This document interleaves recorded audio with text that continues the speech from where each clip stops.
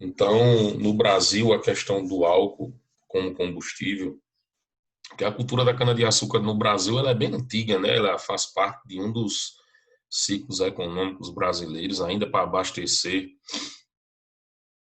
Portugal com açúcar, né? O famoso, né, chamado ouro branco. Mas nesse caso a gente vai discutir o álcool, né, o etanol combustível. E no Brasil, o álcool ele vem sendo uma alternativa muito interessante no que diz respeito à questão do uso como combustível, certo? Por alguns motivos, o álcool acaba sendo interessante, como eu usei esse termo. O primeiro motivo é que o álcool ele é um combustível renovável e consegue ser produzido de forma muito fácil, certo? Aqui no Brasil, por características naturais, né, solo e clima, a gente tem boas condições de produzir cana-de-açúcar, que vai ser a principal matéria-prima do etanol e talvez seja a melhor matéria-prima para o etanol. Alguns países que não possuem clima nem solo adequado para a cultura dessa planta acaba produzindo etanol de outros vegetais. A citar como exemplo os Estados Unidos, que produz etanol a partir do milho. Inclusive, é um etanol até mais caro que o etanol da cana-de-açúcar, né? A cana-de-açúcar acaba sendo bem mais rentável porque você consegue aproveitar tudo. Hoje nós já temos algumas usinas que modernizaram o seu parque industrial e também investiram em pesquisa que já produzem etanol a partir da palha também, que até então era utilizado como fonte de energia para a produção de ração. Hoje você já produz um etanol de boa qualidade com a palha. Então, no Brasil, nós temos características naturais que proporciona, que condiciona uma produção muito grande do etanol combustível.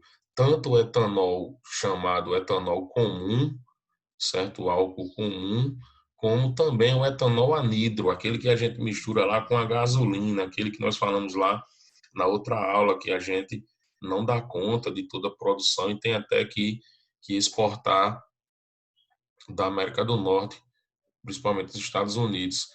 Então, o que é que ocorre? A gente produz tanto o álcool etanol para misturar com a gasolina, como o etanol comum, aquele que é utilizado diretamente no veículo, diretamente na bomba. Então, o Brasil ele tem um impulsionamento muito grande da indústria sucroalcooleira voltada para a produção de álcool, lá nos anos 70, no projeto chamado Proálcool. A ideia do Proálcool foi incentivar a indústria automobilística a produzir veículos a álcool, né, que funcionassem com etanol, porque a década de 70, principalmente o início da década de 70, acho que o Proálcool é de, deixa eu ver aqui o ano, ele deve ter aqui, de 73, certo? O petróleo passou por uma crise muito grande, a crise do petróleo dos anos 70. E isso aí poderia, né, iria provocar sérios problemas no que diz respeito à questão do abastecimento de combustíveis. E o Brasil ele vinha, certo, no início, o Brasil ele vinha no início de, de aumento, de crescimento da sua indústria automobilística e ia se deparar, e aí, dado, olha quem entrou aqui para perturbar a gente aqui na aula. Fala coisinha bonitinha de tio.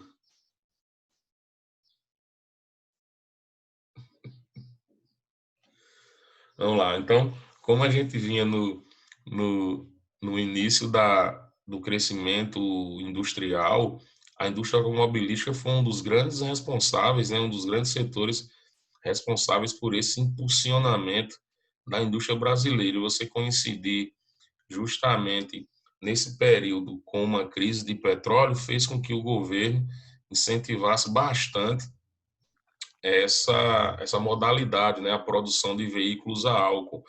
Até o final dos anos 80, diferente de hoje, era comum você ir comprar veículos e optar se você queria um carro a álcool ou um carro a gasolina. E o álcool era uma grande alternativa, por ser mais barato, na época era bem mais vantajoso abastecer com álcool, e também era uma alternativa a essas oscilações do preço de petróleo, até porque pela produção, pela linha de produção que o etanol tem, você acaba não ficando tão dependente do, da gasolina. Claro que o preço do petróleo aumentando, você tem encargos e aumentos em tudo que você imaginar. Mas era uma alternativa à busca por veículos a álcool. Só depois é que a coisa começa a, a, a avançar nas pesquisas no que diz respeito aos combustíveis e à produção de motores, e você passa a ter esses veículos que a gente tem hoje aí, os chamados carros flex, né? Aqueles que funcionam com combustíveis diferentes. Você pode até misturar se quiser, não é tão adequado, não é o mais orientado do ponto de vista mecânico, mas você pode até misturar os combustíveis.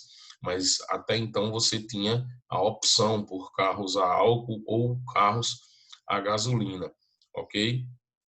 Então, esse programa do governo federal, ele impulsionou a indústria sucroalcooleira, ele impulsionou a cultura, né, de você utilizar o álcool como combustível no Brasil, que é uma coisa marcante até os dias de hoje.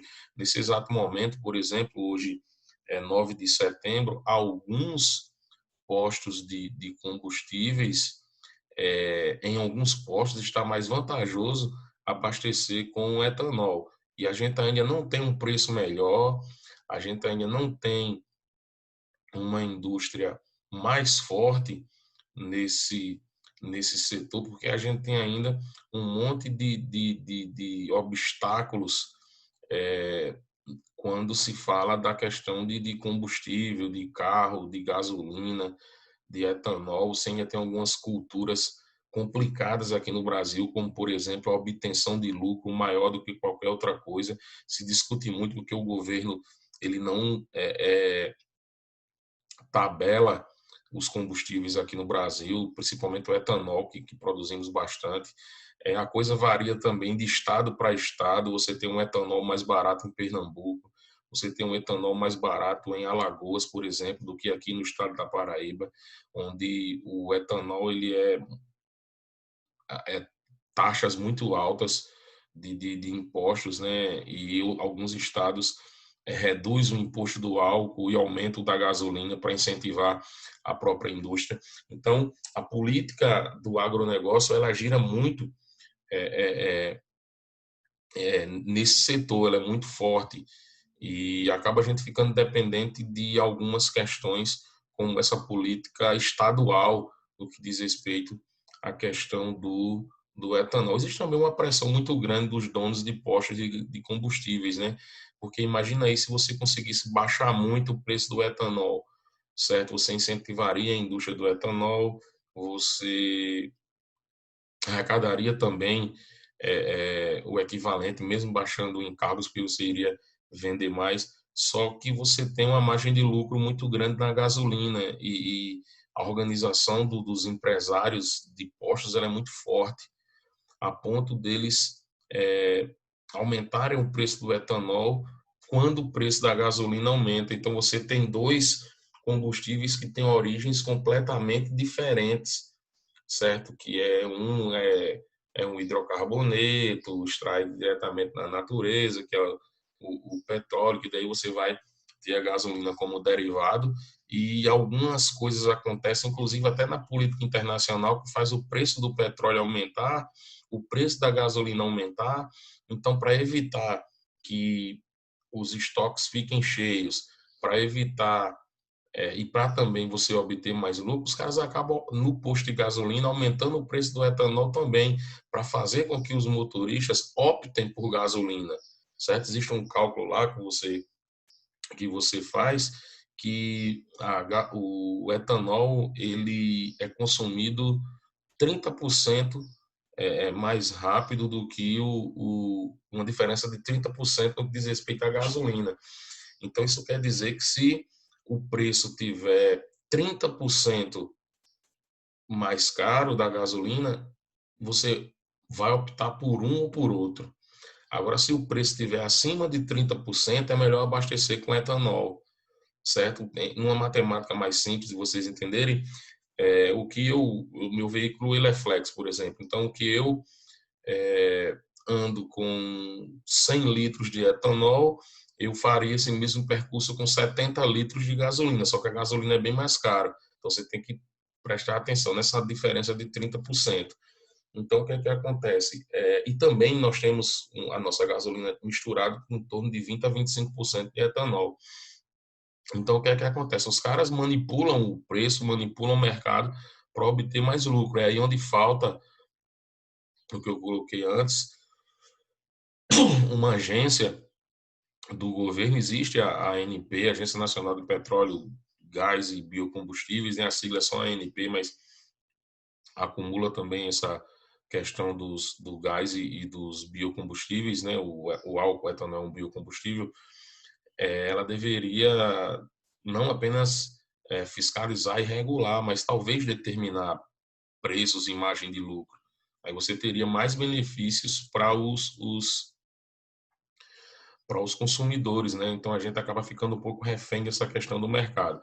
Para concluir aqui essa questão do álcool, né? Acho que a gente já falou os que são importantes a observar.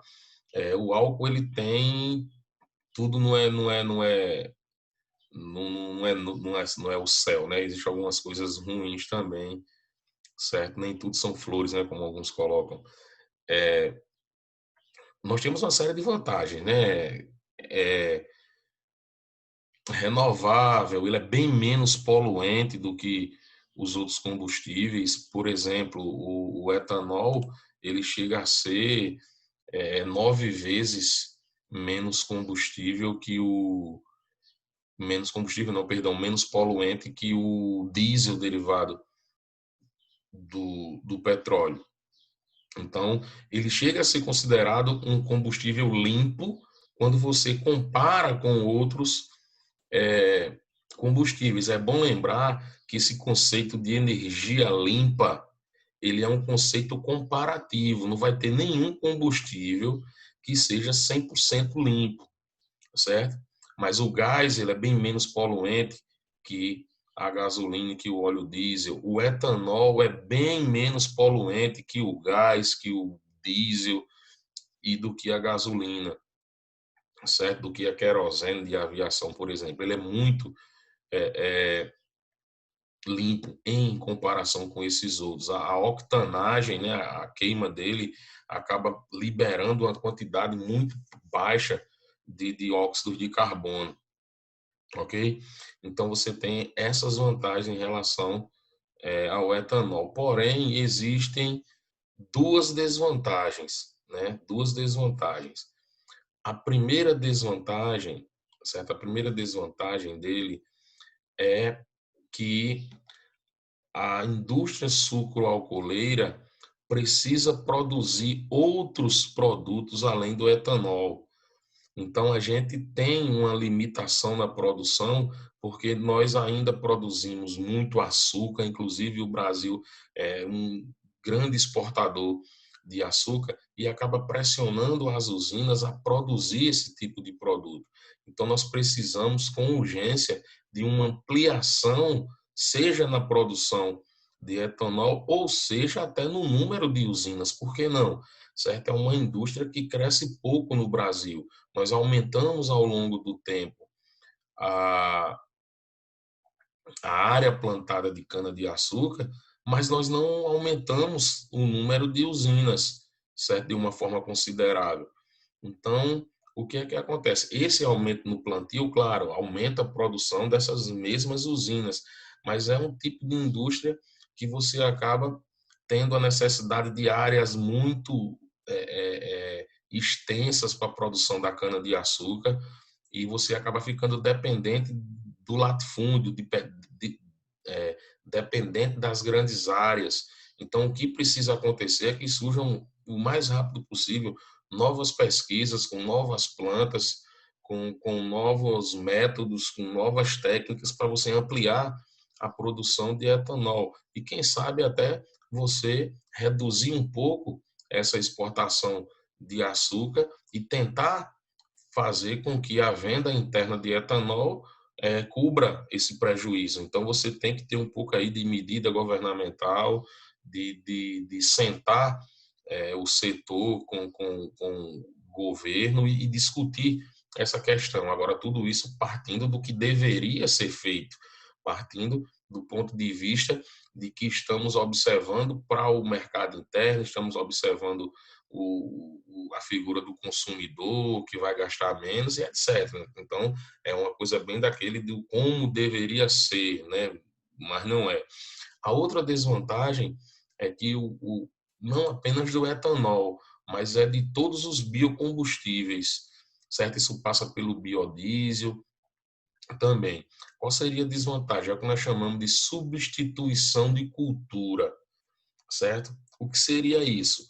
Muitas propriedades elas começam a deixar de produzir determinados gêneros para produzir cana-de-açúcar, para produzir plantas que são utilizadas na produção de biocombustíveis. Isso porque é um mercado que é interessante, isso do ponto de vista lucrativo é interessante, o consumo de combustível aumenta a cada dia. Então você tem as propriedades, elas começam a se especializar em produzir esses gêneros e começa a diminuir a produção de gêneros alimentícios, por exemplo, ou diminui a criação de animais. E aí você acaba tendo um sobrepreço nesses produtos, ou seja, o aumento da produção de biocombustíveis ele pode forçar o preço dos alimentos, porque você vai ter uma área plantada menor, você vai ter uma produção que acaba sendo menor, isso aí acaba pressionando os preços. Isso não está acontecendo ainda em grande quantidade no Brasil, certo? Mas todas aquelas questões que a gente falou agora, que do ponto de vista energético existe uma necessidade de aumentar a produção de etanol, aumentar a produção de biodiesel, de biocombustíveis de um modo geral, você vai pressionar o preço dos alimentos sim. Então, mais do que nunca, a gente não pode deixar essa opção, essa escolha de se vai produzir isso, se vai produzir aquilo, nas mãos dos empresários, porque os caras vão buscar aquilo que produz mais lucro. E se o preço do alimento está caro, o problema é de quem tem pouco dinheiro para comprar. Agora, você precisa que o governo entre em ação, você precisa que o governo discuta, você precisa que o governo oriente, você precisa que o governo use mecanismos tributários para fazer com que, por exemplo, pessoas não deixem de produzir determinadas coisas para produzir combustível. Então, tudo isso aí é uma grande tabela de números que passa pela análise governamental e que precisa de que se tenha pessoas para discutir todos esses pontos de uma forma que acabe sendo saudável tanto para o consumidor como para o setor, né? Não adianta você também ter benefícios só para o consumidor e você acabar pressionando algum setor econômico e o setor entrar em crise porque a obtenção de lucro está pequena, por exemplo. Então tem que ter análises bem interessantes para poder aplicar esses pontos positivos aí que a gente fez a discussão, certo?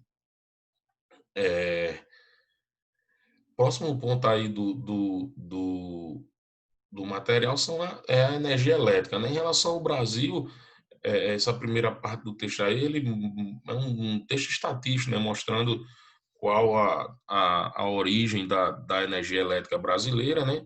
Nós temos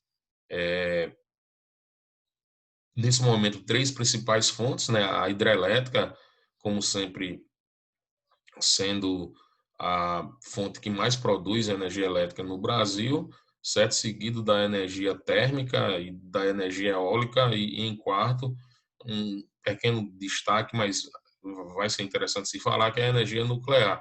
Mas o que a gente observa aí nesse gráfico aí, que é um gráfico de 2017, né, bem recente, talvez seja o último dado que nós temos mesmo sobre essa produção de energia, o que a gente vê é uma queda na produção hidrelétrica na proporção, é bom lembrar isso, uma queda na proporção, já que com as usinas que foram construídas na região amazônica, né, lá do projeto Carajás da usina de Belo Monte, e também o aumento da capacidade produtiva de usinas mais antigas, com a troca de equipamentos, com a melhoria de equipamentos, você acaba tendo uma produção maior, mas em proporção, o uso de hidrelétricas diminuiu muito no Brasil, porque outras fontes foram surgindo e vem ampliando muito isso.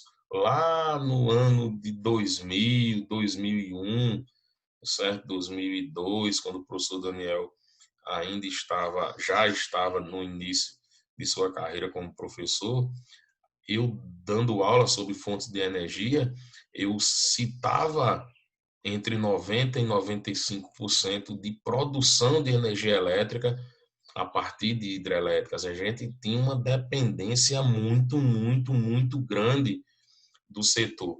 E foi necessário o apagão, certo? Mais especificamente no ano de 2001 ou 2002, não lembro bem agora, até tirar o termo especificamente da frase, certo? Mas pensa 2001, que o Brasil entrou numa crise energética enorme. O que foi que houve?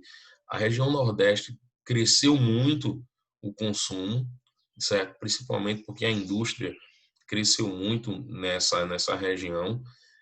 No Sudeste, a indústria cresceu bastante. A gente estava no início do grande crescimento econômico brasileiro, do final dos anos 90 e da década de 2000, e isso fez com que a transferência de energia do Sudeste, que tem uma capacidade enorme de produção, tivesse problema de fazer essa energia chegar até aqui, certo? Então, os caras sabiam do problema, já tinham até indicado que o Brasil tinha um problema muito grande no que diz respeito a esse transporte de energia de áreas onde se produz mais para áreas onde produz menos, mas que estava precisando de mais energia. E aí foi um caos, velho.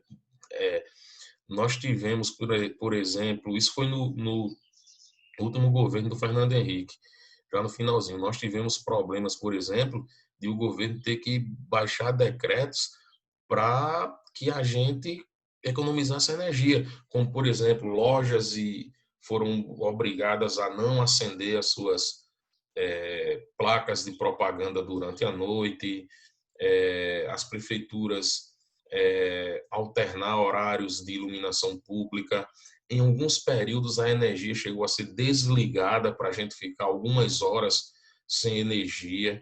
Tá entendendo? Houve um caos no Brasil porque nós chegamos a começar a consumir praticamente a mesma coisa que a gente produzia. Foi a partir daí que começou um incentivo muito grande do governo federal em pesquisas, certo? E no incentivo à produção de energia a partir de novas fontes, que foi, por exemplo, o grande impulso da energia solar, da energia eólica, as chamadas energias alternativas. Mas, de imediato, o que o governo precisava era de alguma coisa que produzisse energia rapidamente. E aí começa a espalhar no Brasil uma grande quantidade de usinas térmicas, né, chamadas usinas termoelétricas, que seria uma espécie de plano B, certo? Tanto para complementar a produção energética, mas também para suprir a carência da usina hidrelétrica em relação à questão das chuvas. A usina hidrelétrica, você depende muito, certo? A gente viu isso lá no segundo ano em fontes de energia. Você precisa muito de manter os níveis dos reservatórios de água cheios. Então, as termoelétricas, elas cresceram muito no Brasil por esses dois motivos. Primeiro, para produzir energia mesmo, para suprir essa necessidade, essa deficiência que surgiu lá no início dos anos 2000, mas também como uma espécie de plano B, ou seja, elas ficam desativadas, certo? E quando há necessidade de mais energia para suprir esse consumo maior em alguns períodos do ano, no final do ano, por exemplo, elas entram em funcionamento. É o caso das usinas que nós temos aqui na Paraíba, uma na Grande João Pessoa e outra na região de Campina Grande, que eu não tenho nem certeza se já começou a funcionar de Campina Grande, mas a daqui funciona assim. O que é que acontece? Ela fica desativada. Ela só começa a produzir energia quando há necessidade. Então, é, até por ser uma energia mais cara. Então, por isso que você observa nesse gráfico aí de 2017, você vê um declínio proporcional da energia produzida por hidrelétrica, chegando aí a em torno de 65%, e um aumento da energia térmica aí para 27% da energia do Brasil. Então, elas estão espalhadas pelo país todo, produzindo energia tanto para áreas que têm problema com produção energética, mas também em áreas que não têm problema, mas que podem surgir problema, e elas seriam, a solução seria, a alternativa seria o plano B, ok? Agora, o destaque dessa distribuição, dessa matriz energética aí, um destaque interessante é esse aumento da energia eólica, né, que aparece aí em 2017 com quase 7% da produção de energia no Brasil todo, certo? Então, como eu falei, é uma fonte alternativa de combustível barato, que são os ventos, você não precisa queimar combustível, não precisa de uma fonte, porque a energia termoelétrica ela é uma fonte secundária, ela precisa de uma fonte primária para poder produzir, certo? Então você precisa de gás, a maioria das indústrias brasileiras, as mais modernas, mais recentes, das termoelétricas, né? Usinas termoelétricas, como são chamadas, funcionam com gás, mas você também tem muita usina termoelétrica ainda funcionando com derivado de petróleo, até com carvão. Então, o que é que acontece? Na eólica, você não precisa ter esse custo inicial. Porém, é uma energia que não é tão barata, porque a parafernália mecânica lá, eletrônica, é um pouco cara, né? Mas, assim, a gente cresce muito nessa energia, principalmente no Nordeste, porque oferece melhores condições para a produção dessa energia. A gente tem aqui na Paraíba, ali na região de Mataraca, um parque eólico pequeno, mas que produz bastante energia para aquela região. E a gente tem no Rio Grande do Norte, naquela região também ali de Rio do Fogo, de lá é bem maior do que o nosso, mas aqui já vem crescendo, já vem aumentando. O parque era menor.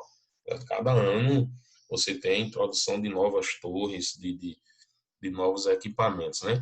Então, nesse início da questão da energia elétrica, é interessante observar esse aumento dessas fontes e essa diminuição da hidrelétrica, né? E discutir o porquê isso, como, como a gente fez, né? E aí a gente vai falar um pouco de cada uma dessas fontes, né? Deixa eu ver quanto tempo eu tenho aqui, tenho bastante tempo ainda, vamos lá. Então, as usinas hidrelétricas, né? No Brasil, vamos lá. Então, o Brasil ele tem uma capacidade muito grande de geração de energia hidrelétrica, porque uma das desvantagens da usina hidrelétrica ela não existe no Brasil. Qual seria a desvantagem? A desvantagem da hidrelétrica é porque ela é dependente de um fator natural local, certo? Ou seja, você precisa de rios que tenham capacidade para produzir essa energia. E o Brasil tem muita certa capacidade para isso. O Brasil, inclusive, não usa toda a sua capacidade de produção de energia hidrelétrica, certo? Nós temos a região norte do Brasil, principalmente na bacia hidrográfica do Rio Amazonas, que a gente tem a maior capacidade de todas as bacias hidrográficas é lá na região amazônica, que é onde a gente explora menos. Está começando a crescer agora, apesar que a gente não vai fazer essa discussão agora, vai deixar para o final do ponto, que é as desvantagens ambientais que ela apresenta, né?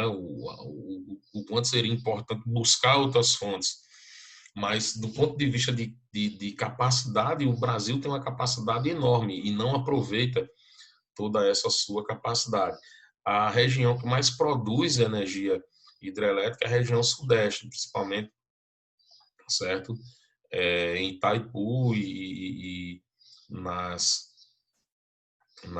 em outras usinas espalhadas por essa região. Então, no que diz respeito à questão de capacidade natural, o Brasil, mais do que qualquer outro país do mundo, tem uma quantidade enorme de rios para produzir esse tipo de energia. O grande problema, certo, decorrente dessa capacidade é a forma como você vai produzir.